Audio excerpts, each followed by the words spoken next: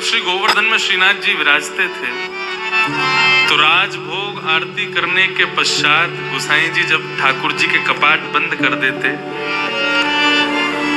दो भावों से राजभोग आरती के बाद कपाट बंद किए जाते हैं। ठाकुर जी की इच्छा हो तो गौचारण को चले जाओ, सामने गैया छड़ी आदि सब रख दी जाती है, और यदि ठाकुर जी आप श्रमित हो तो सो जाओ, थोड़ी देर आराम कर लो। आज ठाकुर जी थोड़े श्रमित थे।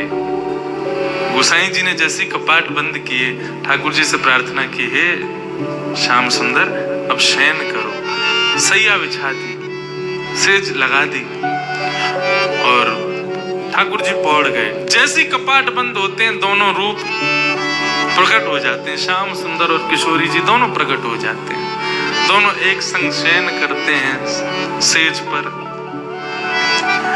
लेकिन जब कभी भी शयन का भाव होता है तो किशोरी जी ये अनुभव करती हैं कि शयन निद्रा लगने के बाद थोड़ी देर बाद जब वे नेत्र खोल के देखते हैं तो श्याम सुंदर वहां है ही नहीं, कहीं चले जाते हैं ठाकुर जी। किशोरी जी अकेली पौड़ी रहती हैं। आज भी किशोरी जी को पता था कि नित्य श्याम सुंदर कहीं ना कहीं जाते हैं, आज मैं इनके संग जाऊंगी। कहाँ जाते हैं ये? आज जैसे ही पौढ़े दोनों और ठाकुर जी नेत्र बंद करके यूं दिखावे कि मैं सो रहा हूं। किशोरी जी ने भी आज नाटक किया सोवे को। जैसे ही कन्हैया ने देखी कि किशोरी जी सो गई तो उठ करके ठाकुर जी सहज है करके जैसे चलवे लगे, किशोरी जी उठ के बैठ गई। कहाँ जा रहे हो? पीछे देखी श्याम सुंदर ने प्रणाम किया, बोले किशोरी जी आप विराजो, आप शयन करो, मैं अभी आऊं। बोले अभी की नहीं, आप रोज कहीं ना कहीं जाओ। कहाँ जाओ मुझको सही से बताओ। ठाकुर जी बोले एक भक्त है, वासु मिलवे जाऊं। कौन सा भक्त? बोले आपको स्मृति में हो तो निवृत्त निकुंज की लीला में जब हम दोनों रमण कर रहे थे तब एक मेरो प्रिय भक्त उद्धव मेरे दर्शन के काजी आयो। ललिता विशाखा दोनों ने वैसे मना करी कि निवृत्त निकुंज में दोनों श्यामा श्याम लीला कर रहे हैं, भीतर प्रवेश मत करियो उद्धव। भीतर हम लोगों को भी प्रवेश नहीं है तो तुम तो बिल्कुल ही मत करना। लेकिन उद्धव ने उनकी बात नहीं मानी और उद्धव भीतर प्रवेश कर गए। जैसे उद्धव प्रवेश किए तो ललिता विशाखा में से किसी एक ने श्री उद्धव जी को श्राप दे दिया। तुम हट करके भीतर जा रहे हो ना, हमारी बात नहीं मान रहे हो। निवृत्त निकुंज यहाँ पे कोई प्रवेश नहीं कर सकता, केवल श्याम सुंदर और किशोरी जी रहते हैं। लेकिन तुम हट पूर्वक भीतर प्रवेश कर रहे हो, हम श्राप देती हैं, तुम नेत्रहीन हो जाओ, तुमको भीतर कुछ नहीं दिखेगा। भीतर जब उद्धव जी पहुंचे कुछ नहीं दिखा। ठाकुर जी बोल रहे हैं, अरे उद्धव तुम कैसे आए, आओ विराजो। उद्धव जी बोले लाल जी आप कहाँ हो? बोले मैं यहीं तुम्हारे सामने बैठा हूँ। उद्धव जी बोले लेकिन मुझको दिख तो नहीं रहे भगवान। किशोरी जी बोली अरे उद्धव ने ध्यान से देखो, हम सामने ही तो बैठे हैं तुम्हारे। उद्धव जी ने खूब प्रयास किया लेकिन ठाकुर जी नहीं दिखे। यमुना जल से जाकर के नेत्रन को प्रक्षालन किया लेकिन फिर भी ठाकुर जी को दर्शन नहीं भयो। तब ठाकुर जी उद्धव जी को लेके बाहर आए। विशाखा से पूछी उद्धव को दर्शन क्यों नहीं है रे? तब विशाखा ने बताई कि हमने श्राप दियो है, निवृत्त ने प्रक्षालन किया लेकिन फिर भी ठाकुर जी को दर्शन नहीं भयो। तब ठाकुर जी उद्धव जी को लेके बाहर आए। विशाखा से पूछी उद्धव को दर्शन क्यों नहीं है रे? तब विशाखा ने बताई कि हमने श्राप दियो है, निवृत्त निकुंज में बिना आज्ञा के प्रवेश कर रहे थे इसलिए श्राप किया है कि ये देख नहीं पाएंगे। उद्धव जी चरणन में गिर गए, भगवान मैं आपके दर्शन के बिना कैसे जीऊंगा? ठाकुर जी बोले उद्धव तुम चिंता मत करो, अब कलिकाल में मैं और किशोरी जी दोनों धराधाम पर लीला के लिए विराजेंगे और वह लीला को दर्शन सबको नए हुए करेगो, कछु प्रेमी जनन को ही हुए करेगो। उन प्रेमी में तुम अग्रगण्य होगे और तुम मेरे प्रिय भक्त सूरदास बन करके इस धराधाम पर विराजोगे। और श्री उद्धव जी महाराज ही सूरदास जी के रूप में पधारे। जा दिन से सूरदास जी शरणागत भय श्रीमद वल्लभाचार्य जी के, वादन से नित्य राजभोग के बाद ठाकुर जी छलांग के चले जाएं और सूरदास की कुटिया में बैठ कर के वहां पे सूरदास के सुंदर भावन को श्रवण करें। मेरा प्रिय उद्धव है। ठाकुर जी बोले मैं वहीं जा रहा हूँ। किशोरी जी बोली मैं भी चलूंगी संग में, आप अकेले नहीं जाओगे, और यदि आप अकेले गए, मुंह को नहीं लेके गए संग में, तो मैं आज गुसाई जी से आपकी शिकायत कर दूंगी। ठाकुर जी जब घर में विराजते हैं ना, सेवा में विराजते हैं, अपने अर्चक से थोड़ा भय खाते। मेरी तो खूब लड़ाई हुए में लाल जी थे। कभी श्रृंगार में अगर विक्षेप है रहे हो, कोई और बात हो, मैं तो डांट फटकार दूं खूब। अरे तो नेह भी तो लड़ा रहे हैं, तो डांटवे को अधिकार भी वही को है जो प्रेम से चर्चा करे। हम सुख को विचार करें, यही हमारे डांटे। माता पिता ऐसे ही बोलते हैं, तेरो भलो चामे, या हमारे डांट रहे हैं। ऐसे हम भी आपके सुख को विचार करें, यही हमारे डांटे। काउ दिन ठाकुर जी यदि तैयार ना हो, मैं काउ दिन मुकुट उठा के फेंके, तो देखो ठाकुर जी की सेवा में 2-3 विषयों का भाव रखना है। ये जो मूर्छल आरती के समय होती है ना, चंवर तो होती है कि कोई अला वला लाल जी को नहीं लगे। मूर्छड़ क्यों होती है? मूर्छड़ के भीतर जो मयूर पंख हैं, जब वो हिलते हैं तो ठाकुर जी उनको देखने में व्यस्त हो जाते हैं और यशोदा मैया इतने में आरती कर देती है। नहीं तो छोटे बालक की मैया जब नजर उतारे तो बालक कहाँ रुके, कभी यहाँ भागे कभी वहां भागे। ये हमारे मूर्छड़ को भाव है, ताकि ठाकुर जी को ध्यान वहां की तरफ केंद्रित रहे, ठाकुर जी मुस्कुराते रहे और यशोदा मैया उनकी आरती करते। ऐसे ही प्रत्येक भाव में जब श्रृंगार करते हैं तो ठाकुर जी के सन्मुख कुछ भोजन के पदार्थ रख दो, कुछ खिलौना रख दो। हमारे बाल भाव में ऐसी सेवा है, ठाकुर जी के पास में कुछ खिलौना रख दो, कुछ भोजन के पदार्थ रख दो, फिर श्रृंगार करो। क्यों? ठाकुर जी फिर श्रृंगार गिरेंगे नहीं अपना। ये जो बार बार मुकुट गिरे, बार बार माला गिरे, ये सब नहीं होगा। ठाकुर जी सहज श्रृंगार करवा लेते हैं। लेकिन कई बार ऐसा होता है कि खूब सारे खिलौने धर दिए, खूब सामग्री धर दी, लेकिन ठाकुर जी फिर भी श्रृंगार गेड़ दें। ठाकुर जी पता चल जाए ये सब मेरे ध्यान भटकावे के काजे है।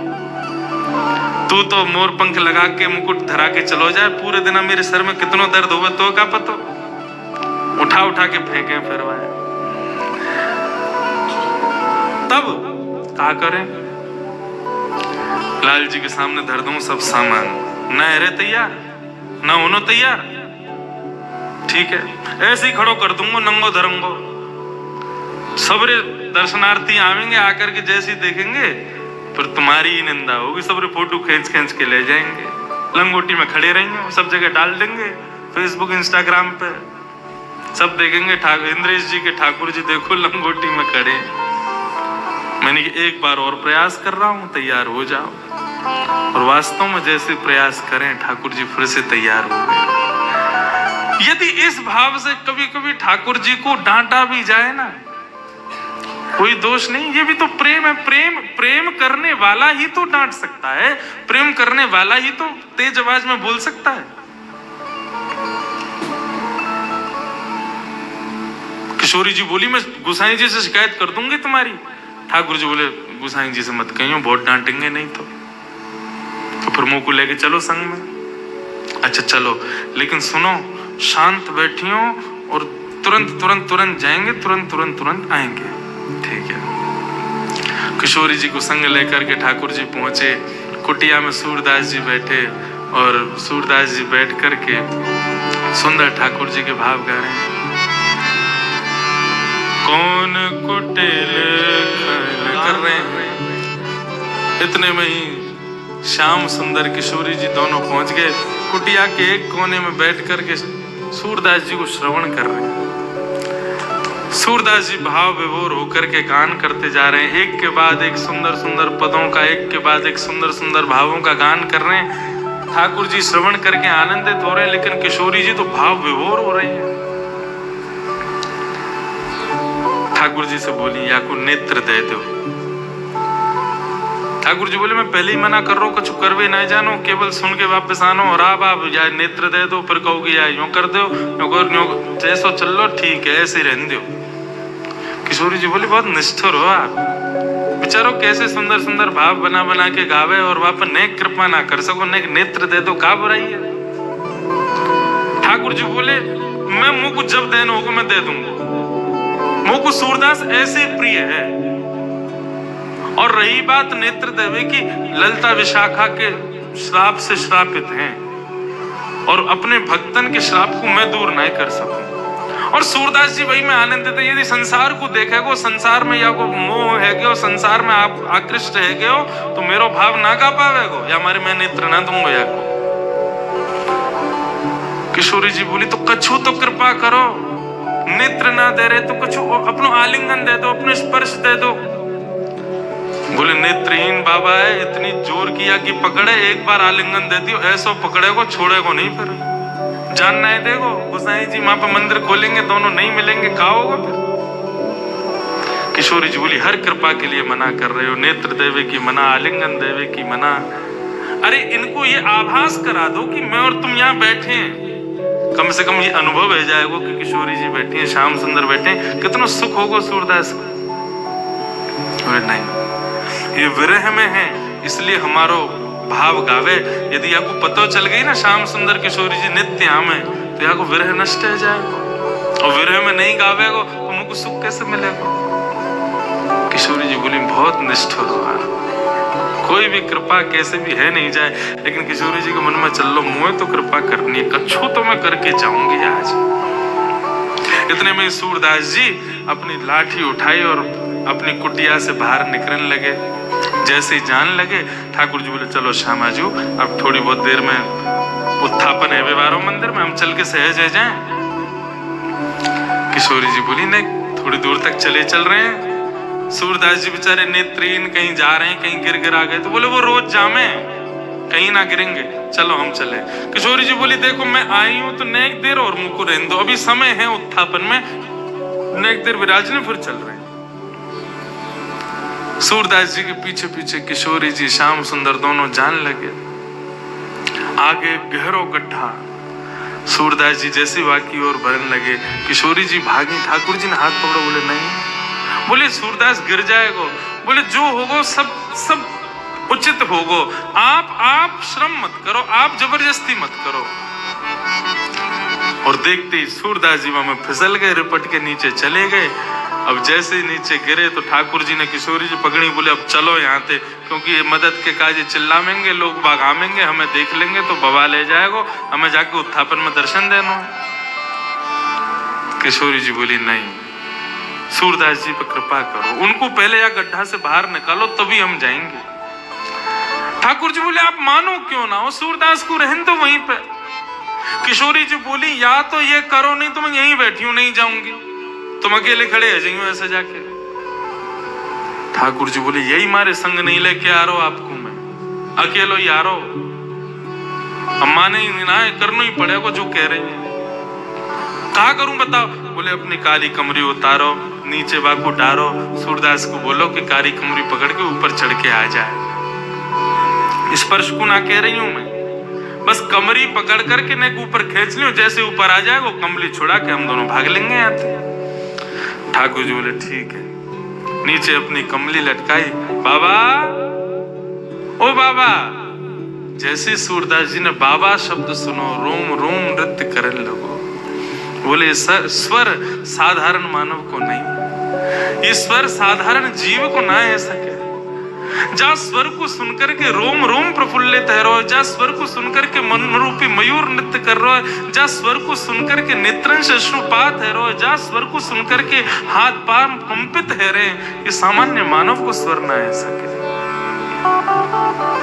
कौन है भैया, कौन बुला रहा है?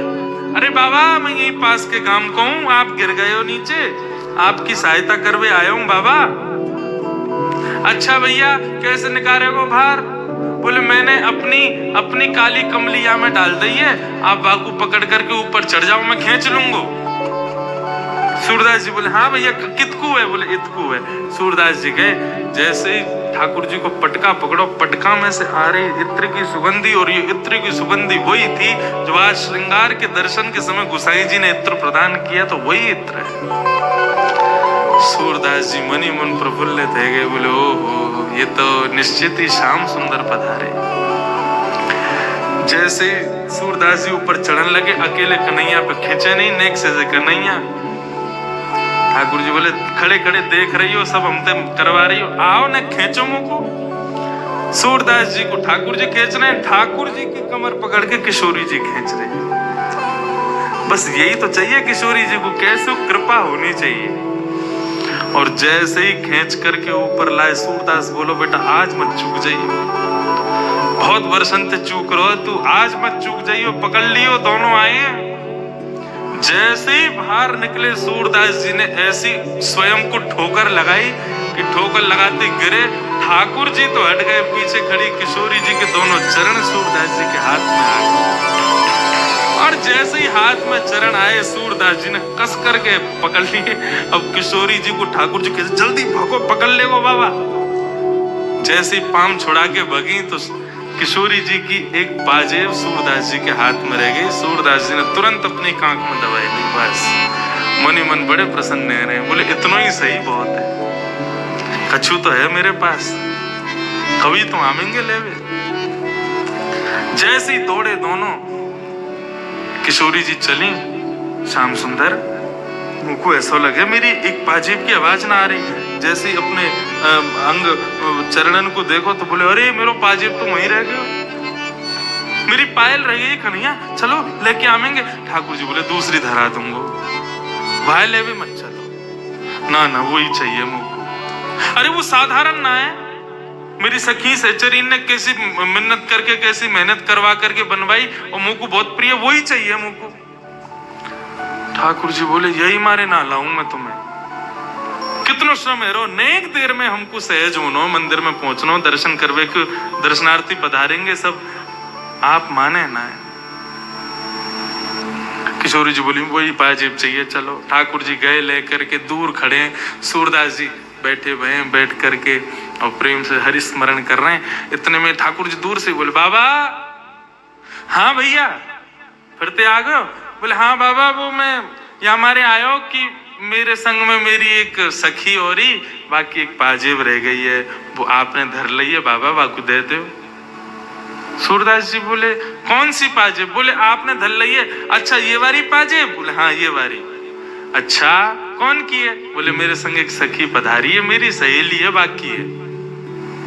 बाबा बोले मुँह का पतो तेरी सहेली की है कि ना है, मेरी कोई मदद करवे आयो ना एक देर पहले, बाकी पाजेब रह गई, सो मैंने धर ली कि आवेगो तो दे दूंगो।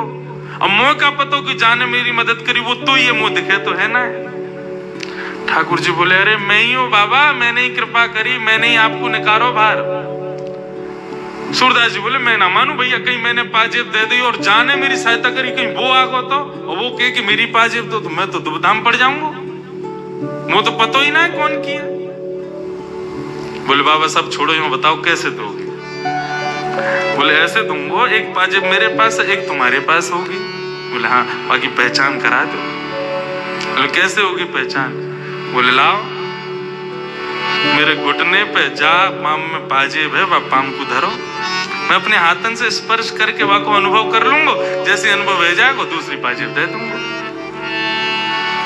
श्याम सुंदर बोले नहीं किशोरी जी ये नहीं करना है। किशोरी जी बोले चुप रहो, तुम जा रहे हो। किशोरी जी आगे आगे बढ़ती जा रही हैं, अपनों पाम धरवे जा रही हैं सूरदास जी के सुंदर अंग पे। ठाकुर जी बार बार रोके, किशोरी जी मत जाओ, बाबा पकड़ ले को। बोले आज पकड़न दो या को। जैसे ही समीप गई, किशोरी जी ने अपना चरण सूरदास जी के हस्त कमल पर रखो। सूरदास जी ने जैसे ही वहां को स्पर्श किया, स्पर्श करके जब अनुभव किया, लाओ दूसरा चरण दो। दूसरा चरण लेकर के सूरदास जी ने अपने हाथन से पाजेब पहना करके दोनों चरणन को पकड़ करके और अपने हृदय पर रख लिया। बोले अब नहीं जाओगे, अब नहीं छोड़ो, अब यहीं रहोगे, मेरे पास ही रहोगे, मेरे संग ही रहोगे, और जाओगे तो मुझको संग लेके जाओ, मैं जानू आप कौन हो। ठाकुर जी बोलो किशोरी जी मैं पहले ही कह रहे हो ना, ये बाबा माने को नहीं, पकड़ ले को। किशोरी जी के नेत्र सजल है गए। बोले अब या बाबा को समय आ गए हो, लाल जी आपको दर्शन दो। ठाकुर जी गए सन्मुख, बोले बाबा कहा चाहिए? बोले कछु नहीं चाहिए, केवल हरि दर्शन की प्यासी अखियां, बस आप दोनों के युगल स्वरूप को दर्शन कर लूं, मेरा जीवन वही में ही आनंदित है जाएगा। श्याम सुंदर ने अपने हाथन से जैसे ही सूरदास जी के नेत्रन को स्पर्श किया, बोले बाबा नेत्र खोल करके देखो। जैसे ही सूरदास जी ने नेत्र खोले हैं, सामने युगल स्वरूप खड़ो भयो है। सूरदास जी पर कृपा करवे के काजे दोनों श्यामा श्याम खड़े करके मंगल दर्शन प्रदान कर रहे हैं। सूरदास जी एक एक अंग को दर्शन कर रहे हैं, आनंदित है रहे हैं, नृत्य कर रहे हैं, झूम रहे हैं, गा रहे हैं, बार बार प्रणतिपात निवेदन करके प्रणाम कर रहे हैं। ऐसो सुंदर युगल स्वरूप को दर्शन करके सूरदास जी आनंदित है गए। दोनों से कही अपने बरदस्त मेरे सिर पर धर दो, अपने चरणन की रज मेरे माथे से लगाए दो और मुंह पे कृपा कर दो। कहा कृपा करें? कर तो दई, दर्शन दे तो दिए। सूरदास जी बोले ना, मुंह को फिर से नेत्रहीन बनाए दो। जिन नैनन में आप बस गए, उन नैनन से अब दुनिया को ना देखना चाहूं मैं। आप कृपा करके मुंह को फिर से नेत्रहीन बनाए दो। ऐसी करुणामयी है श्री किशोरी जी। रात्रि में जब बैठे थे तो एक भैया पूछ रहे थे ना, कौन ज्यादा कृपालु है, कौन ज्यादा दयालु है दोनों में? तब तो मैं कह रहे हो कि ठाकुर जी दयालु हैं, लेकिन हार मानी हमने अपनी। किशोरी जी से बड़ो दयालु कोई नहीं। ठाकुर जी भी एक बार को विचार करें, मेरे दर्शन में विलंब है जाएगो, मेरे गुसाई जी नाराज है जाएंगे, मुझे वो यूं है जाएगो। लेकिन किशोरी जी और कोई की परवाह ना करें, जहाँ पे कृपा करनी है सो कृपा करनी है। और वहां से दर्शन में विलंब हो, गुसाई जी नाराज हो, दुनिया उलट पुलट रह जाए, चाहे ब्रह्मांड नष्ट रह जाए, लेकिन अपने किसी वैष्णव भक्त पर कृपा करनी है तो किशोरी जी विचार नहीं करते। किशोरी जी तुरंत कृपा करें। मोहे तो भरो